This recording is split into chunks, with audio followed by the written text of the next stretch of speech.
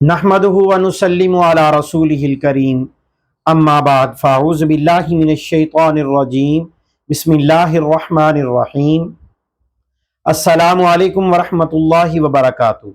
मैं हाफ़िज़ सैयद मोहम्मद यासर क़ादरी खानका हुसैनिया शफ़ा खाना हुसैनिया से आप बहन भाइयों से मुखातिब हूँ। उम्मीद करता हूँ आप सब साथी, मेरी बहनें, मेरे भाई सब खैरियत से होंगे। आज मैं एक नई वीडियो आपकी खिदमत में लेके आया हूँ। पिछली मैंने वीडियो जादू और साए के लिए डाली थी। आज मैंने जो वीडियो बनाई है या बना रहा हूँ, ये मैं साएज़दा जिन्नात उसके छुटकारे के लिए। बहुत सारी ऐसी बेटियाँ भाई ऐसे हैं जो इस चीज़ में मुब्तला हैं। तो साया जो होते हैं, ये जिन्नात जो होते हैं, इनकी कई सारी इकसाम होती हैं। इकसाम की तरफ मैं अगर चला गया तो ये मेरी वीडियो बहुत लंबी हो जाएगी। इंशाल्लाह किसी वक्त मैं आपको इसके मुतल्लिक एक वीडियो बना के दूंगा जिसमें आपको हर चीज़ बताऊंगा, कौन सा कबीला कैसा होता है।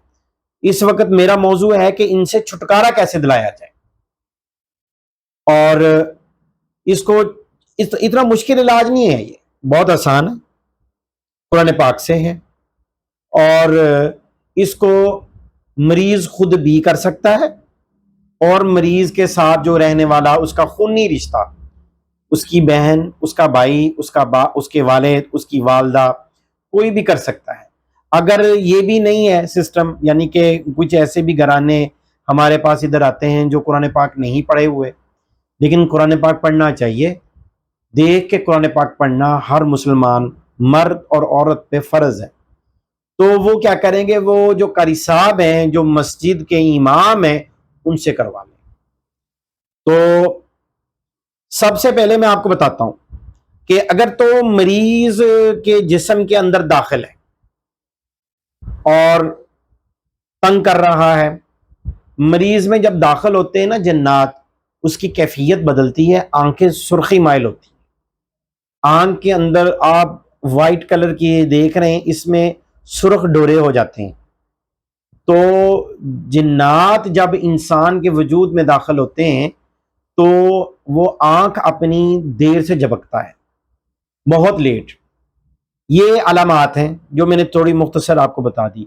तो आपने फौरी उसके जिस्म से निकालने के लिए क्या करना।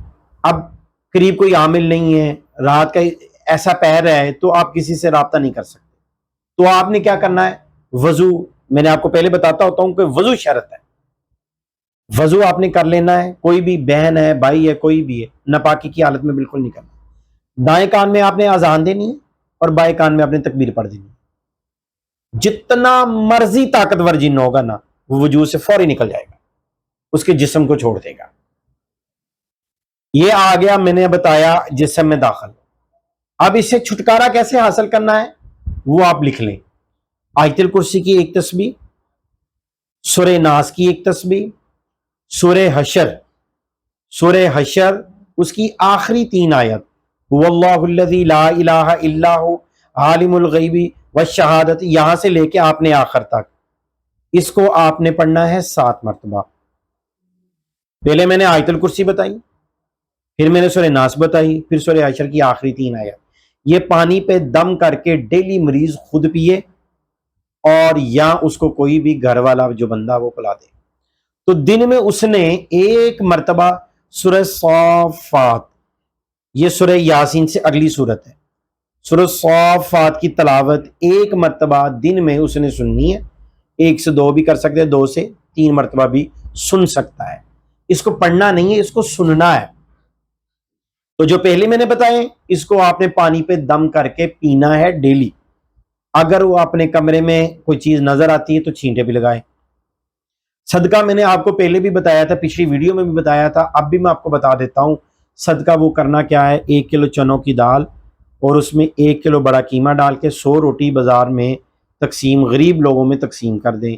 नहीं कर सकते आधा नहीं कर सकते तो चौथा हिस्सा कम अज कम दे। इंशाअल्लाह बहुत जल्द मरीज जो है उसकी इन चीज़ों से जान छूट जाएगी।